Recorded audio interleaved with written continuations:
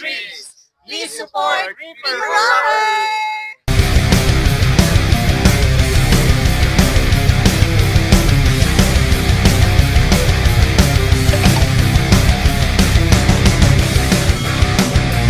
Hello everyone, this is Kian from Reaper Rocker. Welcome sa Season 7 ng Reaper Rocker Worldwide. At this season, maghahanda tayo sa mga iba't ibang mga artist, music, contents na i-represent natin dito sa ating channel. So, on today's episode ng ating debut episode ng Season 7, mag-artist feature tayo. At kikilalanin natin ang bandang Melon Dreams, isang alternative rock band mula sa Quezon City, at alamin natin ang tungkol sa kanilang banda. So if you're excited to watch this video, don't forget to subscribe to my channel and follow my social media accounts. Let's go! Melon Dreams is an indie pop and alternative rock band from Quezon City that has been steadily gaining traction in the local independent scene. The band composed of Shelly on vocals, Kutoy on bass, Ed on guitars, JP on drums, and Nats on keyboards. The band has been active in the local indie scene, solidifying their presence through both digital release and gig circuit. The latest release that they had was Mapaglaro, that was released on April 2026. And they had also performed in Edge TV Philippines for a live session showcasing their soulful and emotional performance style. So, nakilala ko ang bandang Melon Dreams sa isang gig sa Unknown 13 Pub. Doon ko nakilala ang team, especially si Kutoy. Shoutout kay Kutoy, no? Nakilala ko yung banda na dahil sa kanya. Reach out sa akin at yun nga, nagpakilala sila sa band. And when I discovered and dig in their tracks sa Spotify, sobrang naka-activate ako. At yung first song na na-check ko sa kanila, yung Pasko sa Aming Baryo na nirelease last year. At talagang naka-activate ako sa kanilang Christmas song, napaka-solid. So, I want to share this video ng kanilang kanta na entitled na Basag na Mundo. This track is also one of my favorite tracks. So I want to share this and I hope you enjoy this video.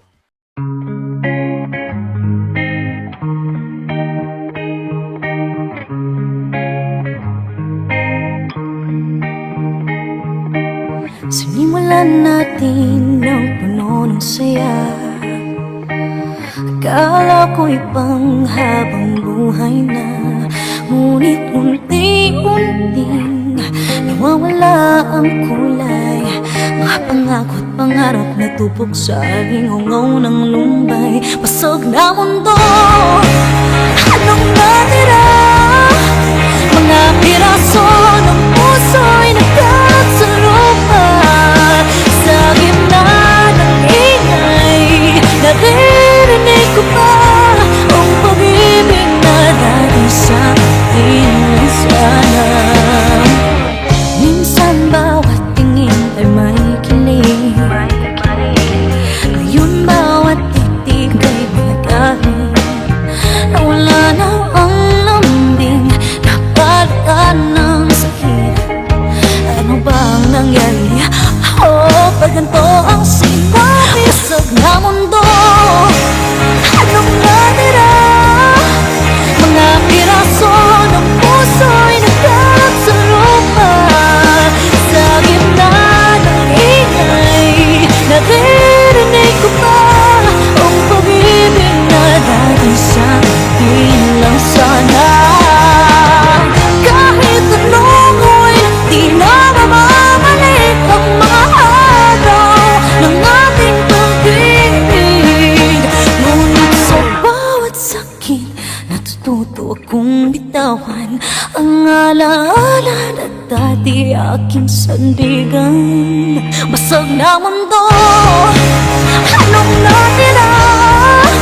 Mga piraso ng puso'y nagkalat sa lupa. Sa gitna ng ingay, naririnig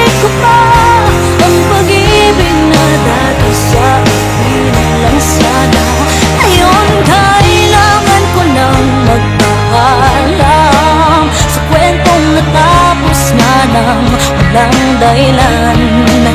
Basag na mundo, iiwan na kita, pagkat oras na para lumay at sumulong na.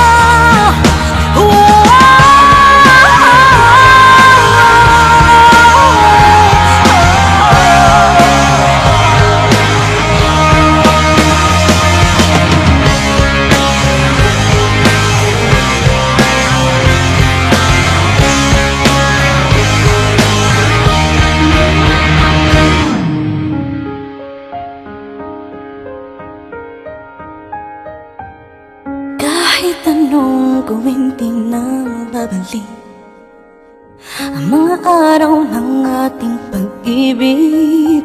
Ngunit sa bawat sakit natututo akong bitawan ang alaala nangyarit sulong na.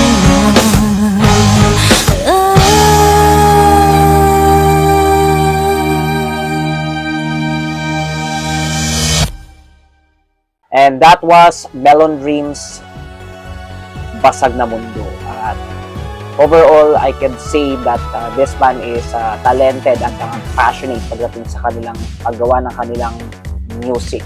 At each one of them, nakikita ko talaga yung great potential. And I really want to recommend Shelly dahil siya yung pinaka-core sound ng banda. Yung her powerful voice really brings up the band and talagang nag-outshine talaga. So, yung execution and the notes hit very well. So, talagang na-appreciate ko talaga. At saka, every time na pinakikinggan ko yung kanta niya, yung boses niya talagang it gives me goosebumps. I really amazed on her, on how she executes. And then, yung mga other members, si Ed, and si Nats, ang sosolid ng mga tunog nila.